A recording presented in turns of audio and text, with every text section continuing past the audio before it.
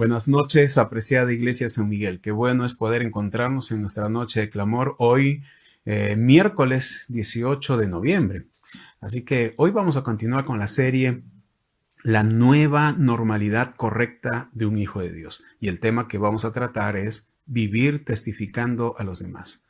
Yo quiero que me acompañen en la lectura bíblica, en Colosenses, en el capítulo 3, el verso 3 al 6. La palabra del Señor dice así: orando también al mismo tiempo por nosotros, para que el Señor nos abra puertas para la palabra, a fin de dar a conocer el misterio de Cristo, por el cual también estoy preso, para que lo manifieste como debo hablar.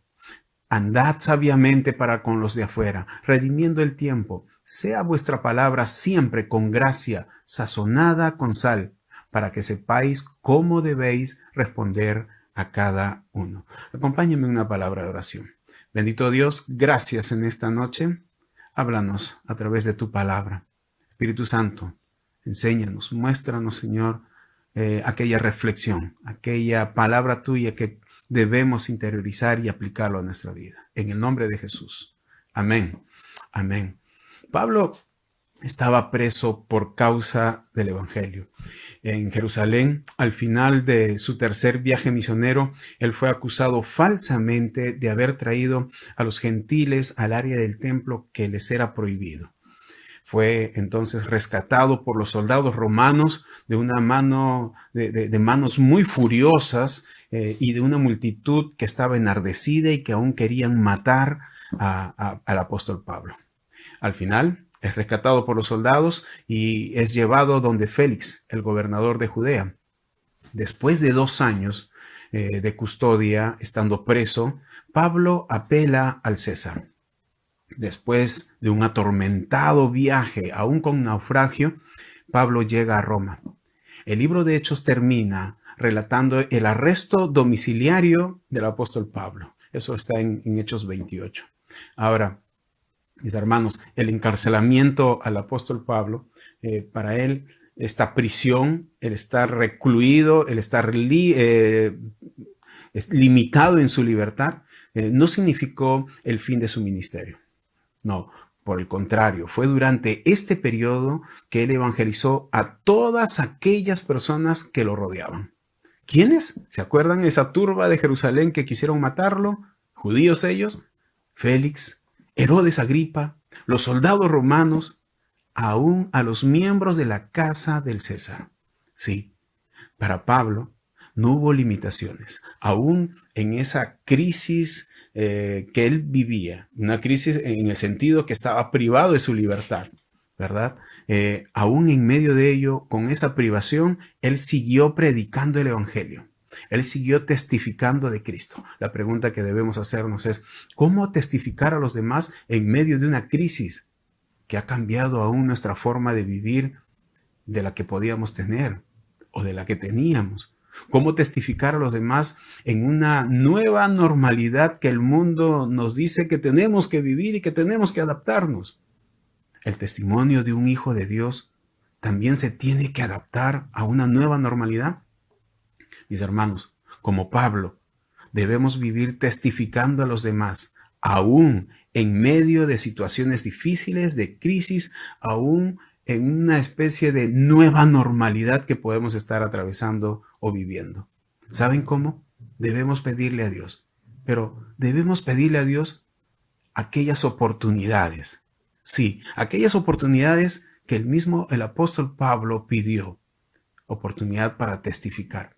El verso 3 y 4 dice así: orando también al mismo tiempo por nosotros, para que el Señor nos abra puertas para la palabra, a fin de dar a conocer el misterio de Cristo, por el cual también estoy preso, para que lo manifieste como debo hablar.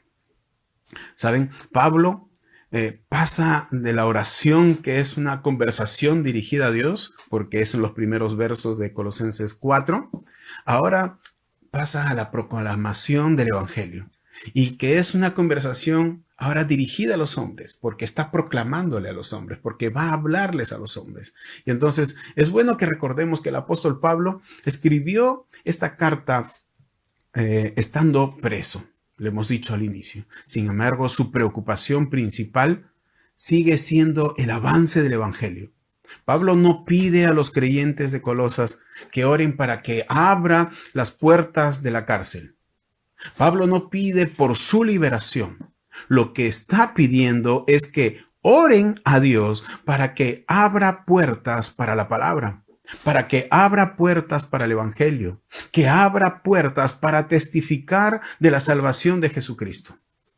Una puerta, mis hermanos, es una expresión que se usa en el Nuevo Testamento para hablar de oportunidades. Sí, oportunidades. Miren, en 1 Corintios, en el capítulo 16, en el verso 8 al 9, el mismo apóstol Pablo escribe esto: pero estaré en Éfeso hasta Pentecostés, porque se me ha abierto puerta grande y eficaz, y muchos son los adversarios. Mis hermanos, estamos llamados a orar porque se abran puertas, pues Dios es quien las abre. Sí, ese es nuestro deber, orar a Dios, Señor, que se abran puertas para predicar tu evangelio. ¿Y saben por qué? Porque Él es el quien las abre. Él es el quien las abre. Al final del primer viaje misionero, el apóstol Pablo y Bernabé informaron a la iglesia y en Hechos 14:27 dijeron estas palabras: cuán grandes cosas había hecho Dios con ellos y cómo había abierto la puerta de la fe a los gentiles. Pero miren, en Hechos 16, en el verso 9 y 10, un pasaje muy emotivo, pero miren lo que dice, pero también muy desafiante para el apóstol Pablo. Se le mostró a Pablo una visión de noche. Un varón macedonio estaba en pie, rogándole y diciendo: pasa a Macedonia y ayúdanos. Pasa a Macedonia y ayúdanos. Enseguida procuramos partir para Macedonia, dando por cierto que Dios nos llamaba para que les anunciemos el Evangelio. Mis hermanos, el apóstol Pablo no perdió oportunidades. ¿Por qué? Porque Dios mismo dirigía sus pasos.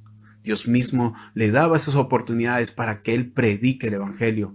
Pero seguramente, como Él lo está haciendo con los colosenses, está pidiéndole a Dios: Dios, ábreme puertas, dame oportunidades para seguir predicando tu evangelio. Saben, el apóstol Juan, en el libro de Apocalipsis, él describe a Jesús de esta manera: el que abre y ninguno cierra, y cierra y ninguno abre. Pablo anhelaba ver una puerta abierta a fin de dar a conocer el misterio de Cristo, a fin de dar a conocer el Evangelio. Saben, en Hechos, en el capítulo 28, en los versos 30 al 31, miren lo que dice el apóstol Pablo. Y Pablo permaneció 2 años enteros en una casa alquilada y recibía a todos los que a él venían, predicando el reino de Dios y enseñando acerca del Señor Jesucristo abiertamente y sin impedimento. Esta es la cárcel, o esta es aquella prisión domiciliaria en el cual estaba el apóstol Pablo. Y aún dice que venían gente para que les anunciare el evangelio. Para Pablo no existen circunstancias devastadoras. No existe nueva normalidad, no. Para el apóstol Pablo solo existen oportunidades abiertas, dadas por Dios y en el cual él las tiene que aprovechar. Apreciado hermano, estamos pidiendo a Dios oportunidades para testificar de Jesucristo en estos tiempos, en esta supuesta nueva normalidad que estamos viviendo. La nueva normalidad de un hijo de Dios, o la normalidad de siempre de un hijo de Dios, es siempre testificar de Jesucristo en todo tiempo, aún en circunstancias difíciles. Pero también no solamente pide que abra puertas, oportunidades para predicar el evangelio, sino que también pide a Dios claridad. Pide a Dios que le dé claridad para testificar. El verso 4 dice: para que lo manifieste como debo hablar. Pablo le pide, además a los colosenses, que oren para que, una vez abierta la puerta para el evangelio, lo manifieste como debería de hacerlo, como debería de hablarlo. Pablo sentía un apremio, sentía una urgencia por predicar el Evangelio. Él tenía esa carga permanentemente en su vida, permanentemente. Pero sobre todo, Pablo obedecía un mandato establecido por Dios mismo para presentar el Evangelio. Pablo predicó el Evangelio a tiempo y fuera de tiempo. Mis hermanos, en 1 Corintios, en el capítulo 9, verso 16 dice, pues si anuncio el Evangelio, no tengo por qué gloriarme, porque me es impuesta necesidad, y ay de mí si no anunciare el Evangelio. Si no anunciare el Evangelio. Mi hermano, ¿de qué manera testificamos a otros de Jesucristo? ¿Cómo debemos predicar el Evangelio aún en tiempos difíciles, en estos tiempos de cambios? Hablar de nosotros, mis hermanos, no es predicar el Evangelio. Hablar basado en la experiencia y sentimientos personales no es predicar el Evangelio. Presentar a Jesús como la solución a todos los problemas humanos, a todos los males humanos, eso no es predicar el Evangelio. O hablar de que Jesús es una fuente de prosperidad. Mi hermano, eso no es evangelizar. No es evangelizar. Forzar, presionar, manipular, no es predicar el Evangelio. No lo es. ¿Qué es evangelizar entonces? Es dar a conocer el plan diseñado por Dios para salvación y que tiene como centro a la persona y obra de nuestro Señor Jesucristo. Jesucristo, el Dios encarnado. A menos que no demos a conocer, hablemos de Jesucristo, nadie podrá ser salvo. A menos que no hablemos de nuestro Señor Jesucristo, nadie podrá ser salvo. ¿Saben? Sin Cristo no hay evangelio, pero también sin evangelio no hay salvación. Pablo está pidiendo a los hermanos de Colosas que oraran por él para que pudiera predicar de una forma adecuada. Dice el verso 4, para que lo manifieste como debe hablarlo, como debe hablar. Estas palabras del verso 4 son sorprendentes, sumamente sorprendentes. ¿Saben por qué? Podríamos decir que en toda la historia de la iglesia, tal vez no ha habido un predicador más dotado, más poderoso, más persuasivo que el apóstol Pablo. Creo que no. Sí los hay, grandes hombres de Dios lo hay en la Biblia, pero el apóstol Pablo destaca en ello. Pero aquí, ¿saben? Lo vemos al apóstol Pablo implorando a un grupo de creyentes, de cristianos, como usted y como yo, que intercedan por él para que él pueda testificar con eficacia, que intercedan por él para que Dios ponga claridad en sus palabras. La palabra manifestarse significa hablar con claridad. En otras palabras, Pablo está pidiendo que oren por él para que pueda predicar con claridad. Oren a Dios para que Él me dé las palabras más precisas, está diciendo el apóstol Pablo a los colosenses. Oren para que Él me dé las palabras más claras, para que Él me dé los argumentos más convincentes, de tal manera que los que me escuchan puedan entender el Evangelio. ¿Es esa nuestra oración? Le estamos diciendo, Dios, danos claridad, danos eficacia, danos argumentos, danos palabras claras, precisas, al momento de anunciar tu evangelio. Eso estamos pidiendo, mis hermanos. Predicar, testificar de Jesucristo con claridad no es tarea fácil. No, no lo es. Tú y yo necesitamos la ayuda del Espíritu Santo. Y es por eso que, como hijos de Dios, obedientes en vivir testificando de Cristo, tú y yo necesitamos orar, suplicar a nuestro Dios para que nos dé claridad cuando testifiquemos de Él.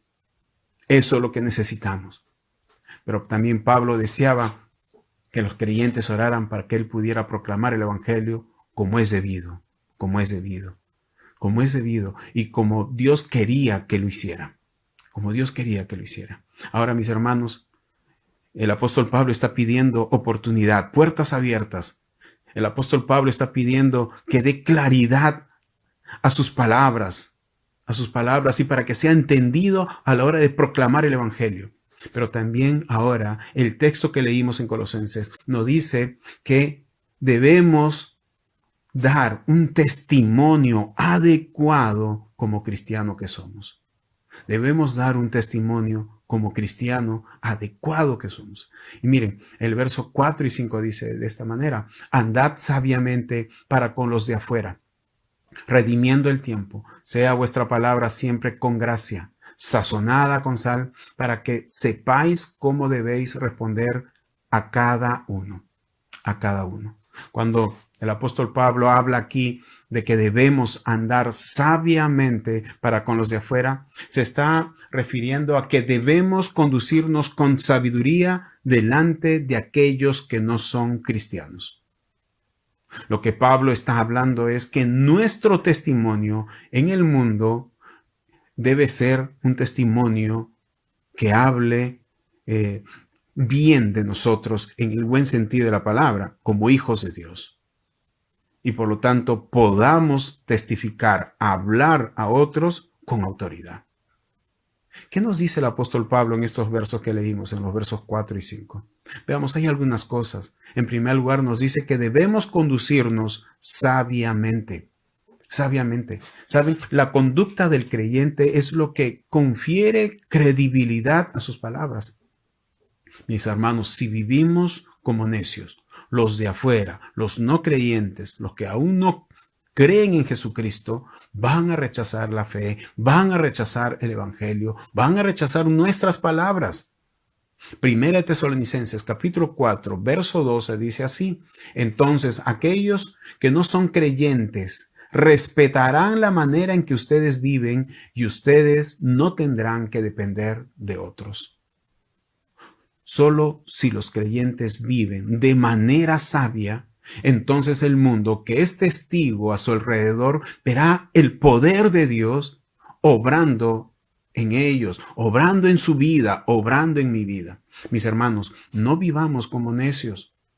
No vivamos como necios siendo legalistas, siendo pleitistas, siendo conflictivos, viviendo enojados, viviendo resentidos, viviendo con envidias, viviendo con ambiciones egoístas que son contrarios a la sabiduría. Mis hermanos, no vivamos de esa manera. Pero existen fuentes de sabiduría a los cuales usted y yo debemos acudir. ¿Cuáles son esas fuentes de sabiduría? Mi hermano, la adoración. La adoración, Proverbios 9:10 dice: el temor de Jehová es el principio de la sabiduría y el conocimiento del Santísimo es la inteligencia. Pero también es otra fuente la oración. Y Santiago 1:5 nos dice: y si alguno de vosotros tiene falta de sabiduría, pídale a Dios, el cual da a todos abundantemente y sin reproche, y le será dada. Pero también hay otra fuente, y esa fuente es la palabra de Dios, la Biblia. Colosenses 3:16 dice: la palabra de Cristo more en abundancia en vosotros, enseñándoos y exhortándoos unos a otros en toda sabiduría. Colosenses 3:16. Solo mediante una vida sabia las palabras de los creyentes tendrán mucho significado. La iglesia primitiva, mis hermanos, no contaba con los medios de comunicación modernos, las redes sociales y todo ello que hoy tenemos para promocionar el evangelio. No contaba con ello. Con todo, viviendo en absoluta sencillez la verdad del evangelio en su vida personal y comunitaria, mis hermanos, ellos pudieron comunicarlo a través de estas formas. Su propia vida, la propia relación que tenían unos con otros, esa vida comunitaria.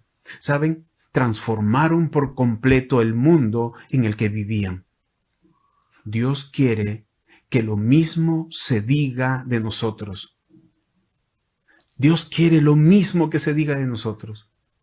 Aún nosotros que contamos con todos los medios de comunicación y todas las formas y las redes, mis hermanos, aún con todas esas herramientas, aún podemos, mis hermanos, transmitir a otros que hay poder, que hay salvación, que hay esperanza en Cristo Jesús. Mis hermanos, también debemos estar alertas para aprovechar las oportunidades. Dice, redimiendo el tiempo.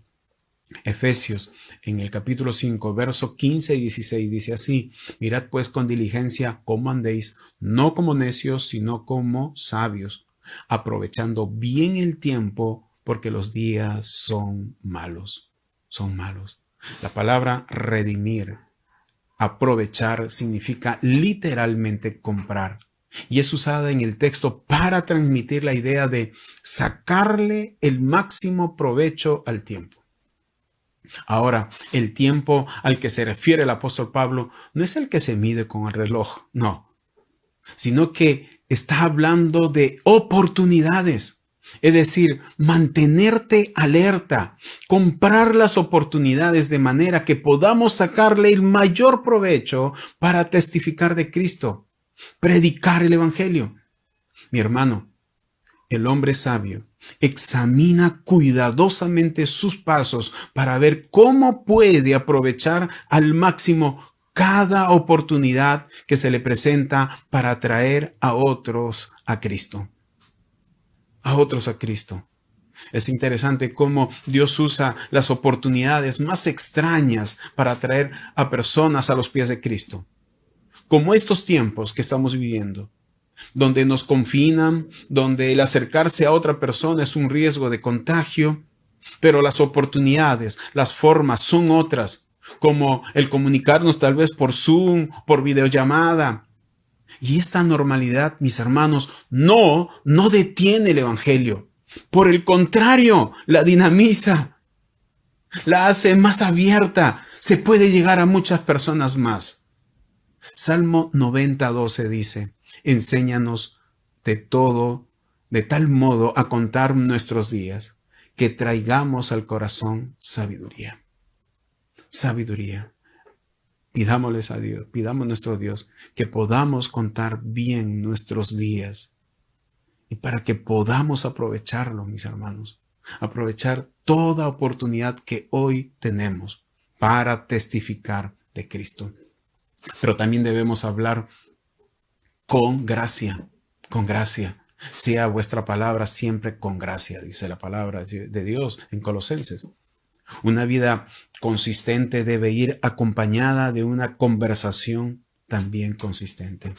Pablo no habla aquí de la predicación del Evangelio, no, sino de la conversación cotidiana del creyente. Cada palabra debe decirse siempre con gracia, como lo hizo Cristo. Lucas 4:22 dice así: todos hablaban bien de él y estaban asombrados de la gracia con la que salían las palabras de su boca. ¿Cómo puede ser?, preguntaban. ¿No es este hijo de José? Todos hablaban bien de él y estaban asombrados de la gracia con la que salían las palabras de su boca. Mis hermanos, en todas circunstancias, los creyentes debemos mantenernos con una conversación agradable. En tiempos buenos, en tiempos malos, en tiempos críticos o en tiempos que podamos estar en paz, en tranquilidad. Nuestras conversaciones, nuestras palabras deben ser agradables. Hablar con gracia significa decir lo que es espiritual, lo que es prudente, lo que es digno, lo que es amable, lo que es conveniente, lo que es significativo, lo que es pertinente, lo que es gentil, lo que es verdadero, lo que es afectuoso, lo que es considerado. Pablo escribió en Efesios 4:29: ninguna palabra corrompida salga de vuestra boca, sino la que sea buena para la necesaria edificación, a fin de dar gracia a los oyentes. Pero también la conversación del creyente debe de ser sazonada con sal. Con sal. No solo debe ser con gracia, sino que también debe producir un efecto positivo en otros. La sal puede arder cuando se pone sobre una herida, pero también evita la descomposición. La conversación del creyente debe actuar como una fuerza purificadora que redime las conversaciones de la suciedad, en la cual estamos sumergidos a menudo. Mis hermanos, pero también los creyentes también deben saber cómo responder a cada uno. A cada uno. Debemos ser capaces de decir lo apropiado en el momento apropiado. La conversación del creyente es de importancia, es de suma importancia, nuestras conversaciones. Santiago 3:2 dice, porque todos ofendemos muchas veces. Si alguno no ofende en palabra, este es varón perfecto, capaz también de refrenar todo el cuerpo. Mis hermanos, como creyentes debemos unirnos en la oración, como el apóstol Pablo decía, Señor, necesito oportunidades para seguir testificando, aun cuando las circunstancias sean difíciles y críticas. Señor, pon claridad en el mensaje que doy, en las palabras que emito, que sean poderosas, que sean persuasivas, que sean dadas por tu Espíritu Santo. Pero también está diciéndole el apóstol Pablo al pedirle esto a los colosenses, que ellos tengan una vida que refleje a Jesús, que su vida dé testimonio, que sus palabras, que sus actos, que todo lo que ellos hacen, que todo lo que ellos muestran, no desdibujen el testimonio, la predicación del Evangelio, sino que más bien lo potencien, que pueda ser fuerte ese mensaje en palabra y en vida.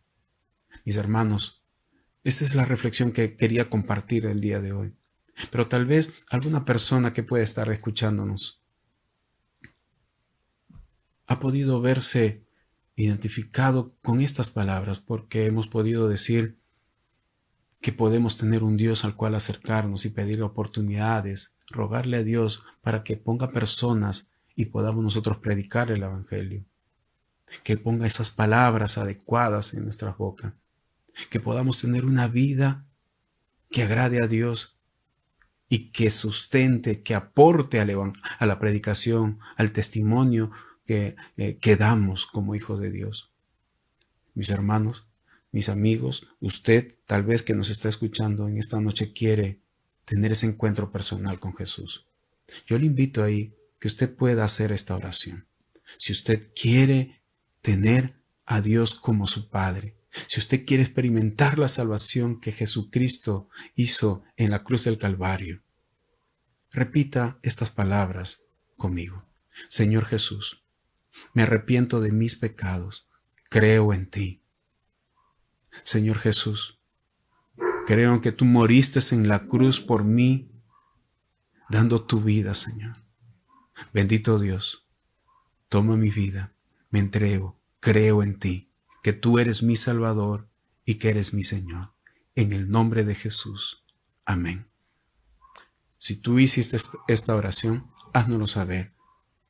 Y puedes poner ahí en la caja de comentario, yo hice la oración. Yo hice la oración. Dios te bendiga.